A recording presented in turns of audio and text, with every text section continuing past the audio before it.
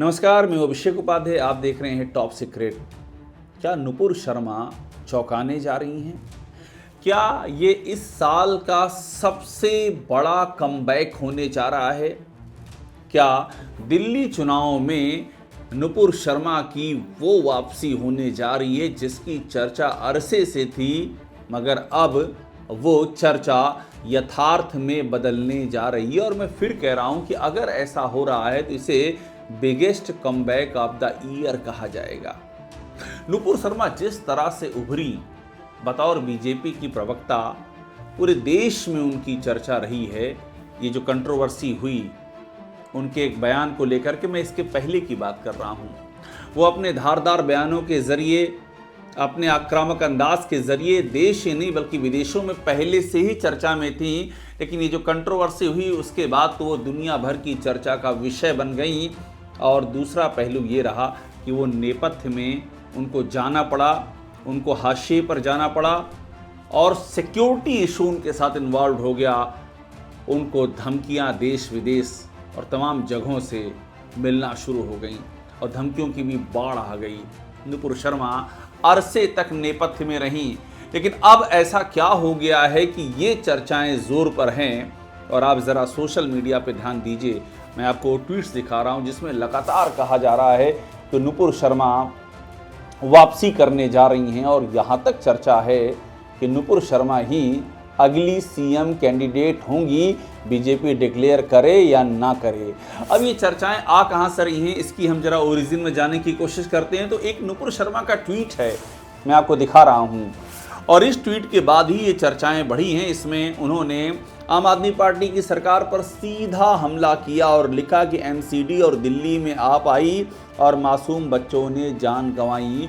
बाकायदा इसके साथ में नुपुर ने एक तस्वीर भी शेयर की है और ये अटैक ये बताता है कि वो सीधे सीधे आपकी सरकार को हेड ऑन ले रही हैं। ये नुपुर शर्मा की आदत में रहा है, उनकी प्रवृत्ति में रहा है कि अपने राजनीतिक दुश्मनों को वो ज़रा भी बख्शने के मूड में कभी दिखी नहीं। लेकिन जब से कंट्रोवर्सी के चलते उनको नेपथ्य में जाना पड़ा, उसके बाद से उनको अक्सर भक्ति के कार्यक्रमों में या फिर देशभक्ति के आयोजनों में ही देखा गया। जो पॉलिटिकल स्टैंड है वो लेती हुई वो दिखाई नहीं पड़ी। उसकी कुछ मजबूरियां थीं जो उनकी जानकारी में थी और उसके चलते उन्होंने अपने आप को अलग रखा हुआ था। लेकिन जैसे ये ट्वीट आया उसके बाद ये चर्चाएं बेहद ही तेज़ हो गईं। थोड़ा सा पहले जाते हैं, नवंबर में 23 नवंबर 2024 को उन्होंने एक और ट्वीट किया जिसने एक बार और चर्चाओं को सरगर्म किया। उसमें लिखा था, अंधेरा छटेगा, सूरज निकलेगा, कमल खिलेगा। ये अंधेरा छटेगा और सूरज निकलेगी की बात को जोड़ा गया खुद नुपुर शर्मा के होने वाले नए राजनीतिक आविर्भाव से और उसको दिल्ली चुनाव से जोड़कर देखा गया। नुपुर शर्मा की सक्रियता धीरे धीरे बढ़ती हुई पूरे साल दिखाई पड़ी। विजयादशमी में, रावण दहन में उनकी तस्वीरें सामने आईं। राम यात्रा में नुपुर शर्मा दिखाई दी और उसको लेकर के भी चर्चा रही। उसके बाद तिरंगा यात्रा में वो दिखाई दी।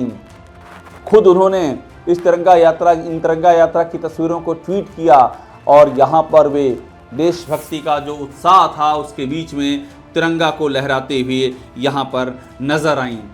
उनके कुछ बयान भी इस बीच में चर्चा में आए, जैसा कि जब प्रधानमंत्री की पंजाब में यात्रा के दौरान सुरक्षा का संकट खड़ा हुआ था तो उन्होंने जिस तरह से कांग्रेस को ललकारा था, वो बयान भी इसी बीच वायरल होना शुरू हुआ। आपको बयान सुनाते हैं।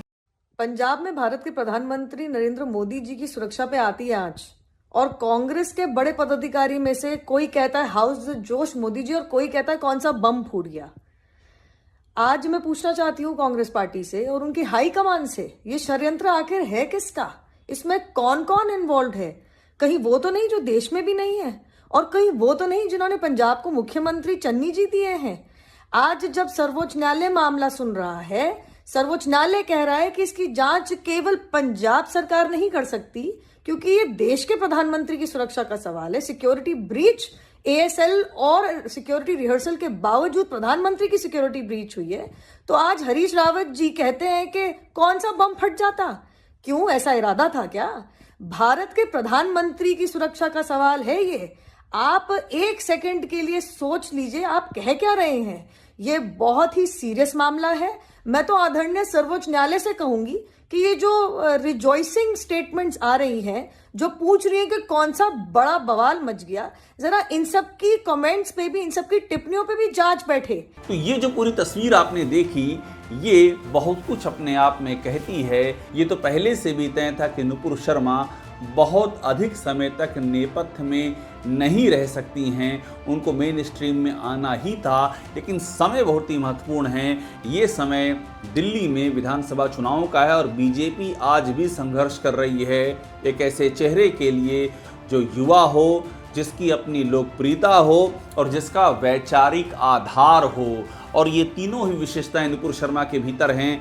वो युवा हैं, उनकी अपनी फैन फॉलोइंग है, देश से नहीं बल्कि विदेशों में भी, और एक उनका वैचारिक आधार है जो बेहद ही सशक्त है। आप उनसे जब बात करेंगे, चाहे वो धर्म ग्रंथों की आप बात करें, चाहे वो दर्शन की बात करें, राजनीति की बात करें, आप समाजशास्त्र की बात करें, आप साहित्य की बात करें, नुपुर शर्मा के ज्ञान का स्तर बताता है कि वो इस वैचारिकी की दुनिया की जड़ों से जुड़ी हुई हैं। वो उनकी बातों में लगातार सामने आती रही है। बीजेपी को एक प्रखर हिंदूवादी नेतृत्व की कम से कम दिल्ली में सख्त ज़रूरत भी है और ऐसे में नुपुर शर्मा उस खांचे में भी फिट होती हैं। तो क्या ये माना जाए कि ये साल 2025 का सबसे बड़ा कमबैक होने जा रहा है और नुपुर शर्मा क्या दिल्ली में बीजेपी का वो सरप्राइज फैक्टर हो सकती हैं, जिसके बारे में चर्चा है कि वो बीजेपी का दिल्ली में चेहरा भी बन सकती हैं। अभी घोषित किया जाए या चुनाव के बाद की स्थितियों में घोषित किया जाए, मगर उनके चेहरे को लेकर के जो चर्चाएं हैं, उनका ज्वार लगातार बढ़ता ही जा रहा है। टॉप सीक्रेट को देखते रहिए, लाइक कीजिए, सब्सक्राइब कीजिए। इससे जुड़ी सारी खबरें हम आपको देंगे और ये इस समय की, इस पूरे चुनाव की सबसे रोचक खबर साबित होने जा रही है।